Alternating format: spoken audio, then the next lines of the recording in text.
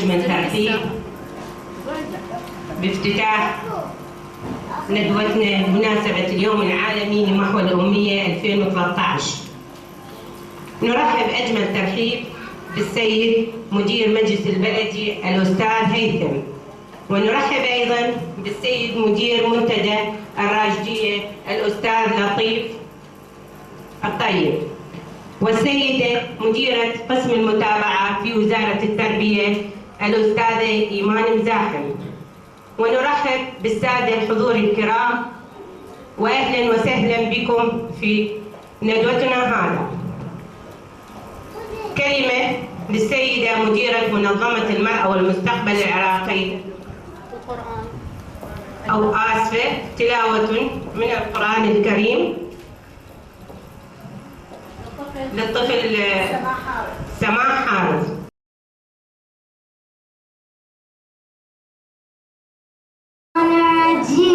بسم الله الرحمن الرحيم. اقرأ باسم ربك الذي خلق، خلق الإنسان من علق.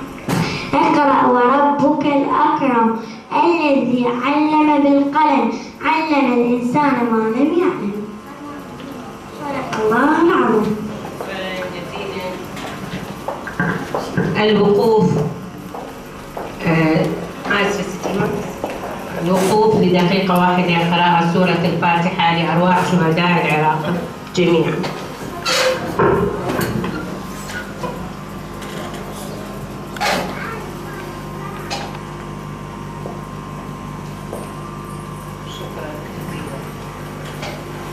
كلمة مديرة المنظمة السيدة ندى أحمد الموصلي.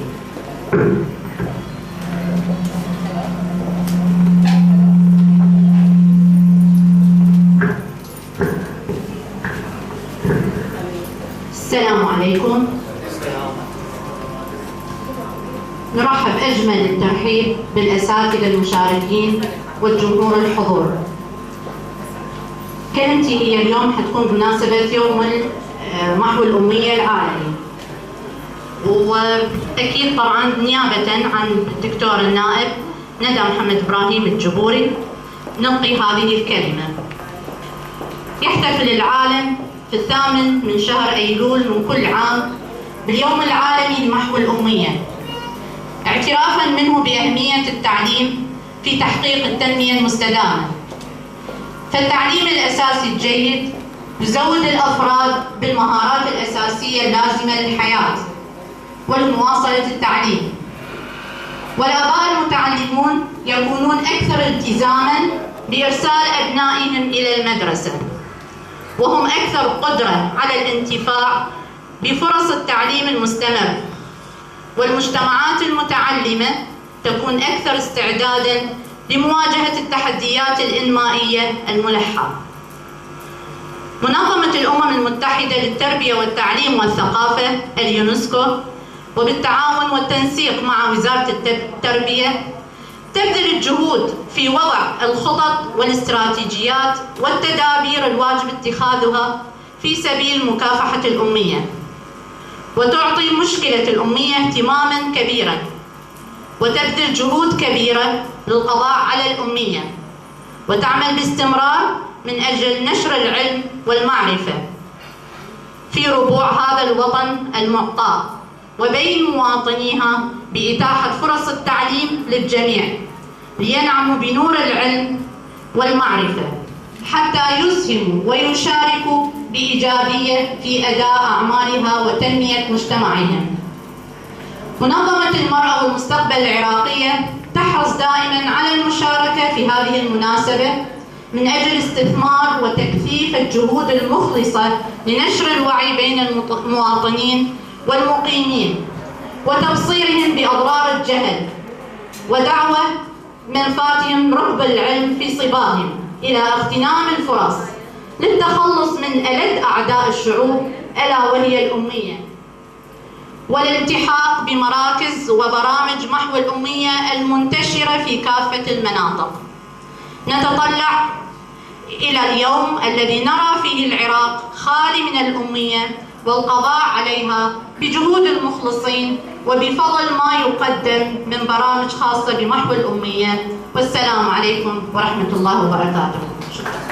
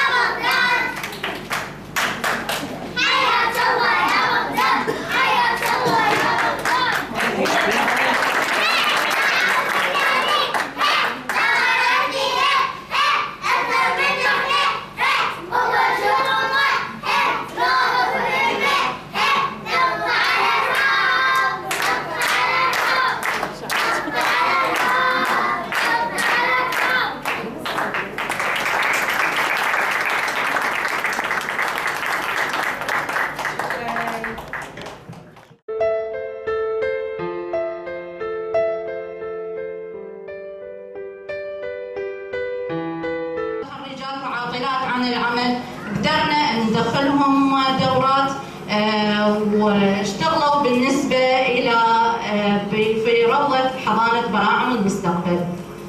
نعم. أسرع شوية.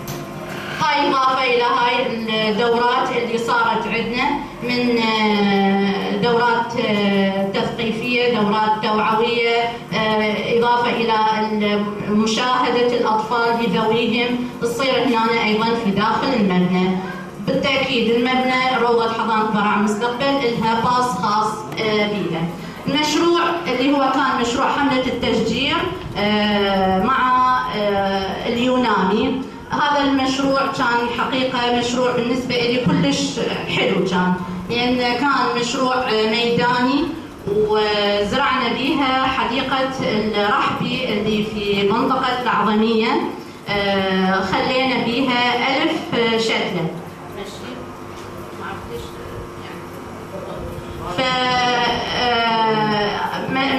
مساحة زرعناها 1000 متر ب1000 شتلة. تنوعت الأشجار ما بين أشجار الزينة، شاركوا بها 30 مستفيد من الشباب والشابات. الحقيقة كان دنيا شتاء وصادفتنا ظروف جدا صعبة، مرة تصير باردة مرة تصير مطر، بس الحمد لله يعني تعاوننا. صح ماتت بعض الشتلات مثل ما نقول، ما حتصير 100%، بس فد حلو، فد منظر حلو صار بالنسبة للحديقة. إضافة أنه سوينا حملة توعية للبيوت اللي مجاورة للحديقة، يعني لا تذبون الأوساخ، هاي الحديقة لكم. وكان مشروع جدا ناجح.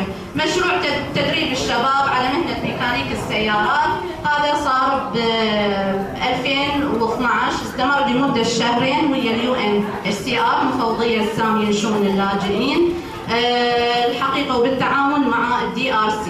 هذا استفادوا من عنده 60 مستفيد من الشباب. ايضا كانت هنا دروس نظريه واخذناهم بعدين الى مكان تصليح مع السيارات وتعلموا بها.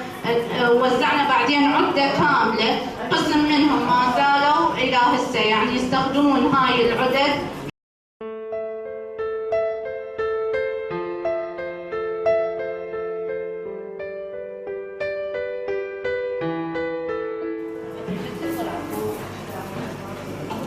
السلام عليكم.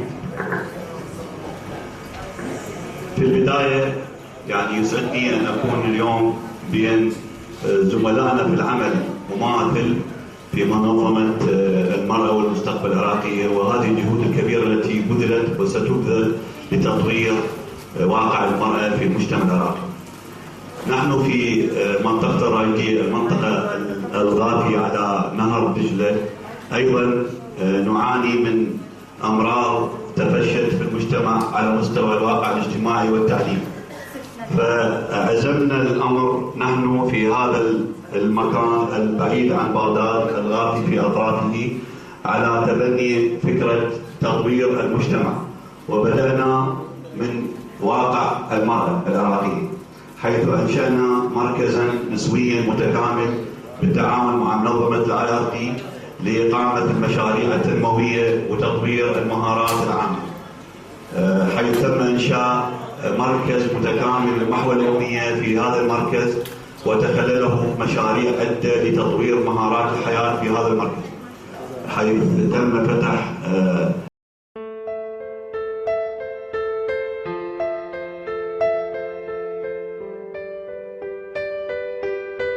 هيك تمر على جروحي ملح وغير ملحك ما رهم جرح دول، يا الحبيب ليلك ابيض من صبحهم يا الحبيب، يبيض طبعك فرات وما يلوق لغيرك ثياب الغوى، كنت غرقان بدغشهم وتدرب الغرقان من الشوق روحه، تصعد الريه الرقبته ويحلم بشم الهوى، وانا من طبقه وشمعتي ما صحت قلب الجوع، جيت اغني لك يا حب وهذا طبع الشمع يضحك جي لقى روحه ضوء، وانت ما بين الهوى وبين الفرح جيتك قصيده، الى حوضه والى شار الجرح وقليبه وطفى وشمعات عيده وما نريده، اللي يصلي الدين ما يعرف مرامه ما نريده، الما يحط اسمك على شفافه قصيده ما نريده، الما عشق قاعد هلا وداع وملحها ما نريده، وبيده بيده اللي يريد الدين يزرع ورده بيده، واللي يريد يموت يحفر قبره بيده، خلهم يقولون قصتكم بعيده، طبع قلبي من يشوف الورد يذبل يسقي الورد بيده، خلهم يقولون قصتكم بعيده.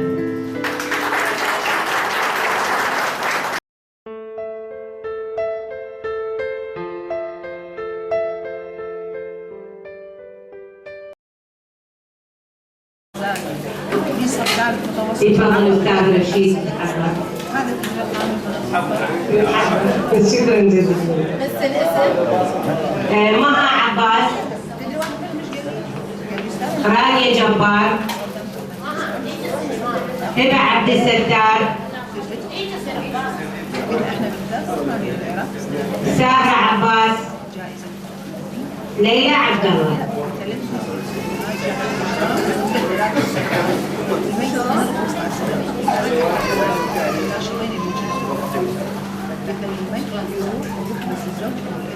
شكرا جزيلا. يتفضل الاستاذ عبد الباسط.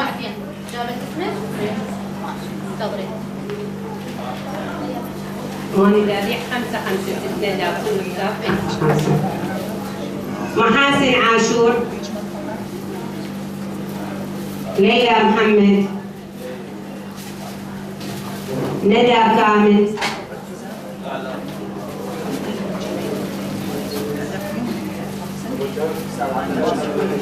هدى عباس. هي شنو؟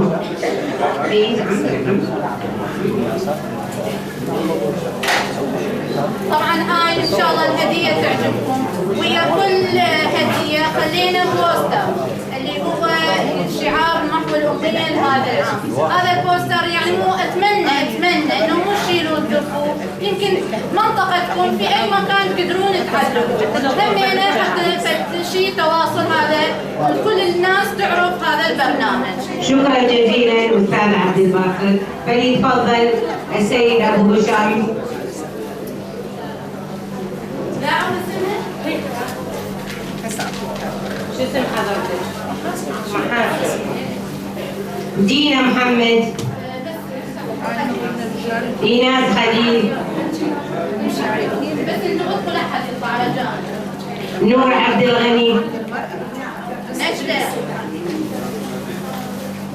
لارا عرابي.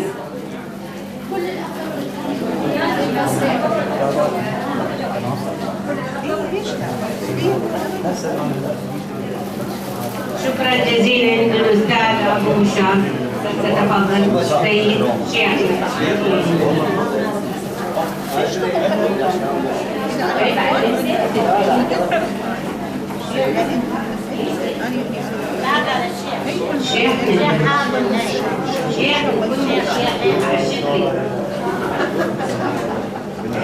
حرية نشيد.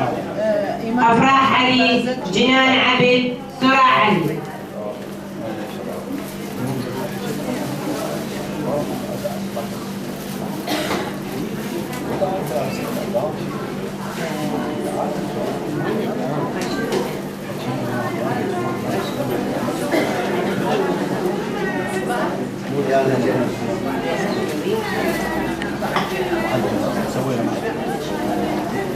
شكرا جزيلا أستاذ الحضور. يتفضل السيد جمال.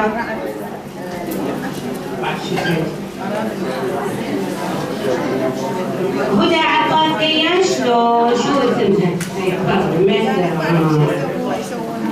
وربح جاسم محمد.